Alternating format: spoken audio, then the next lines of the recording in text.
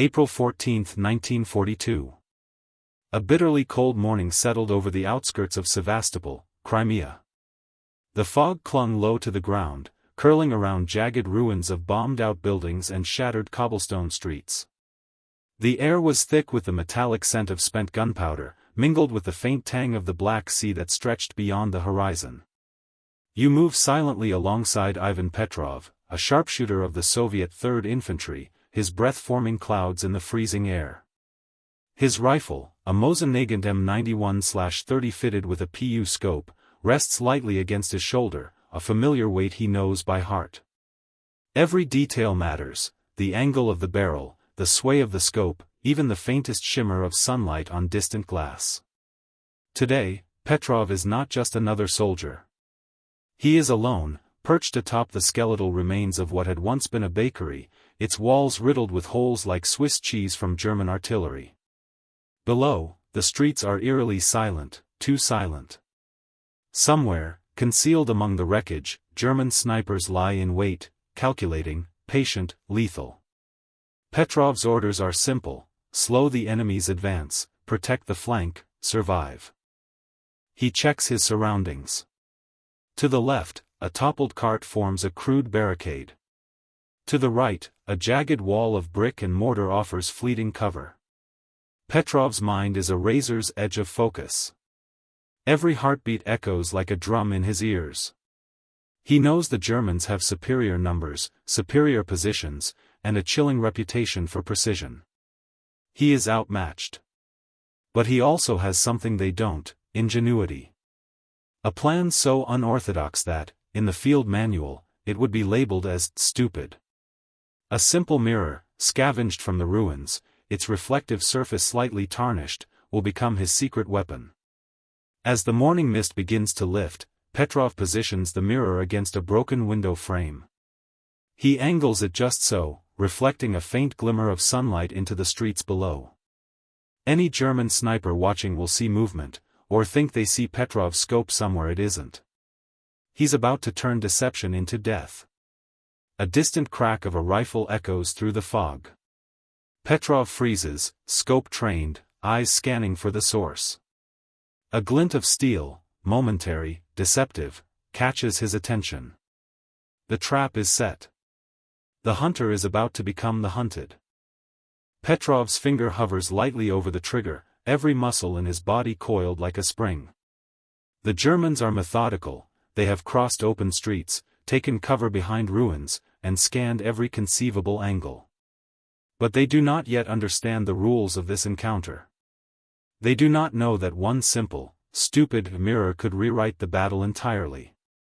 He adjusts the small pane of glass again, angling it so that a single ray of sunlight dances across the far side of a collapsed building. To any observer, it appears as the reflection of a sniper's scope moving cautiously across the street. The Germans focus, tracking the glint with deadly precision, believing they have located their prey. In reality, Petrov is crouched 50 meters away, his position perfectly concealed, every movement deliberate and silent. Minutes stretch into eternity. Then it happens. A German rifle cracks, its shot shattering the morning quiet. The bullet whizzes past Petrov's ear, striking the brick wall with a shower of dust and debris. He doesn't flinch. Instead, he tightens his grip and steadies his breathing. The reflection of sunlight wobbles slightly in the mirror, and the enemy fires again, misjudging its distance. Another miss. Petrov squeezes the trigger. The recoil rocks his shoulder, but the rifle is steady in his hands.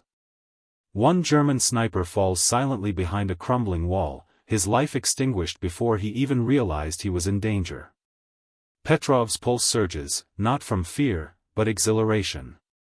This is the advantage he has crafted: the mirror is a decoy, baiting the Germans into exposing themselves.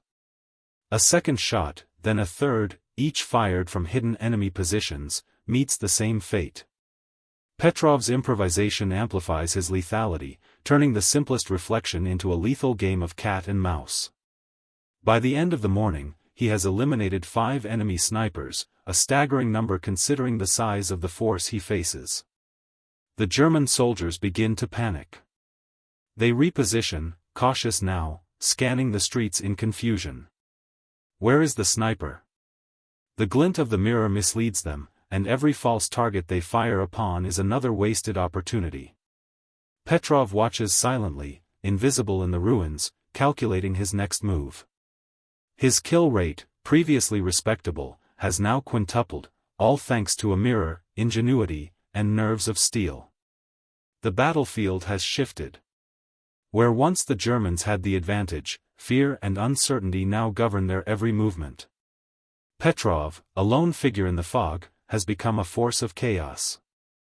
By midday, the fog has lifted, revealing the full scale of the devastation. Broken buildings cast long, jagged shadows across the streets, and the smell of gunpowder still hangs heavy in the air.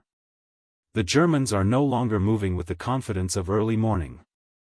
Whispers of confusion ripple through their ranks as they realize that their sharpshooters are being hunted, not the other way around. But the enemy is not easily outwitted. Captain Klaus Reinhardt, a seasoned German marksman, has been ordered to neutralize this phantom sniper wreaking havoc among his men. He studies the streets with cold precision, his eyes tracing every possible angle where a reflection might originate. Reinhardt is wary of traps. He has seen countless soldiers fall to clever tricks, but he has never faced one quite like this. Petrov senses the change immediately. The shots now come in bursts, coordinated, methodical. The Germans have deduced that the glint in the mirror is a decoy, and they begin sweeping every possible cover point with deadly intent. Dust kicks up around Petrov as bullets strike the wall beside him, closer and closer with each volley. He doesn't panic. He adjusts the mirror subtly, angling it to catch a stray beam of sunlight that bounces across a different building. Reinhardt and his men shift positions to follow the new glimmer, unknowingly exposing themselves to Petrov's crosshairs. One by one, the overconfident Germans fall, thinking they are attacking the sniper, but in reality, they are walking straight into his trap. The intensity escalates. Petrov is now operating on instinct alone, scanning reflections, listening for the faintest footstep, predicting the trajectory of enemy fire. Each shot he fires is precise, calculated, and fatal. His heartbeat synchronizes with the rhythm of the battlefield: inhale, exhale, fire, repeat. The mirror trick has made him not just a marksman, but a predator. By the afternoon, the Germans are disoriented and demoralized. The combination of misdirection, skill, and audacity has made Petrov 5 times more deadly than any ordinary sniper. The rumor spreads quickly among the enemy lines: a ghost sniper with impossible aim, striking from nowhere. Petrov's stupid mirror trick has become legend, an embodiment of cunning triumphing over brute force. Yet Petrov knows better than to rest. The battle is far from over. Each reflection, each shadow, each whisper of movement could mean the difference between life and death. The game of deception continues, and he is determined to stay several steps ahead. The intensity escalates. Petrov is now operating on instinct alone, scanning reflections, listening for the faintest footstep, predicting the trajectory of enemy fire. Each shot he fires is precise, calculated, and fatal. His heartbeat synchronizes with the rhythm of the battlefield: inhale, exhale, fire, repeat. The mirror trick has made him not just a marksman, but a predator. By the afternoon, the Germans are disoriented and demoralized. The combination of misdirection, skill, and audacity has made Petrov 5 times more deadly than any ordinary sniper. The rumor spreads quickly among the enemy lines: a ghost sniper with impossible aim, striking from nowhere. Petrov's stupid mirror trick has become legend, an embodiment of cunning triumphing over brute force. Yet Petrov knows better than to rest. The battle is far from over. Each reflection, each shadow, each whisper of movement could mean the difference between life and death. The game of deception continues, and he is determined to stay several steps ahead. Evening falls over Sevastopol, casting the ruined streets in an eerie amber glow. The air grows colder, biting at exposed skin, and shadows lengthen, stretching across crumbling walls like the fingers of some unseen giant. Petrov remains crouched in his perch, the mirror still positioned carefully on the ledge, its reflective surface catching the last vestiges of sunlight. The Germans, now fully aware that they are facing an opponent unlike any they have encountered, bring in reinforcements, elite marksmen, better rifles, and new tactics designed specifically to flush out the elusive sniper. Captain Reinhardt himself moves closer, determined to end this game of cat and mouse. Petrov senses the shift immediately. The shots become faster, more unpredictable, ricocheting off walls, floors, and rubble. One bullet tears through a brick near his shoulder, sending shards of stone into the air. He ducks instinctively, heart hammering, yet his mind is razor-sharp. This is the ultimate test of his skill, his patience, and his ingenuity. The mirror, once a simple decoy, now becomes a lifeline. He tilts it slightly, catching the glint of moonlight as it schemes across the shattered streets. Reinhardt's eyes lock onto it, and without hesitation, he fires. The bullet strikes the pavement, inches from the reflection, confirming Petrov's prediction. He smiles grimly. The enemy is predictable if you know how to read them, and he has spent a lifetime learning that language. He fires. 1, 2, 3 times, each shot finding its mark as German sharpshooters fall or retreat behind cover. Reinhardt realizes too late that his focus on the mirror has blinded him to the real threat. Petrov's decoy has worked flawlessly, amplifying his lethality beyond anything conventional tactics could anticipate. The battle reaches its crescendo. Petrov must now move, repositioning to maintain the advantage while avoiding counter-snipers. Every step is calculated, every glance purposeful. He navigates the rubble-strewn streets, keeping his mirror in play, bouncing reflections into new angles, and turning each flash of light into another trap. By nightfall, the street is quiet. The Germans are scattered, demoralized, and fearful. Petrov has not only survived but dominated. The stupid mirror trick, laughed at by some as foolish improvisation, has proven to be a force multiplier, making him 5 times more deadly than the enemy snipers who thought themselves unmatched. As he finally lowers his rifle, Petrov allows himself a brief moment to breathe. The battle is over for now, but the legend of the Mirror Sniper is only beginning. Stories of a ghostly figure, striking with uncanny precision, will ripple through both sides, a testament to the power of cunning over sheer force. Night fully blankets Sevastopol, leaving only the faint glow of fires and the occasional flare to illuminate the streets. Petrov moves silently among the ruins, rifle slung, mirror carefully packed away. The city is eerily still, the only sounds the distant moans of wounded soldiers and the crackle of smoldering rubble. The German forces, shaken to their core, convene in small, tense groups.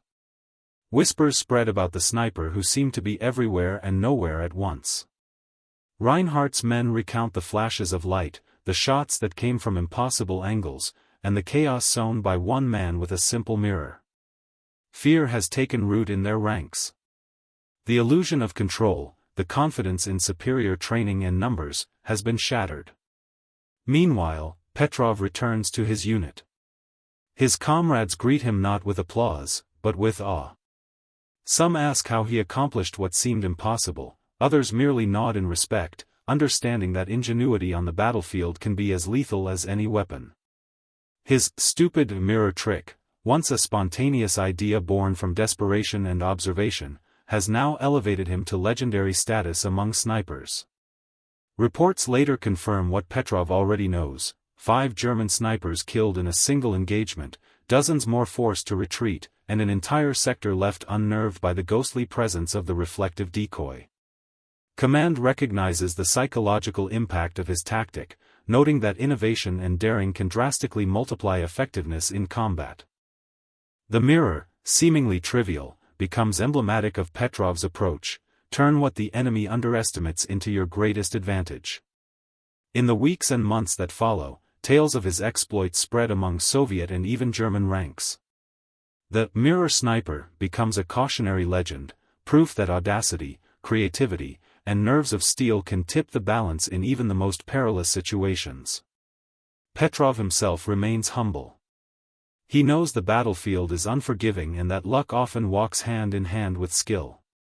Yet, in the annals of sniper history, his ingenuity and the deadly application of a simple mirror will endure, a lesson in how the simplest ideas, executed with precision, can change the tide of war.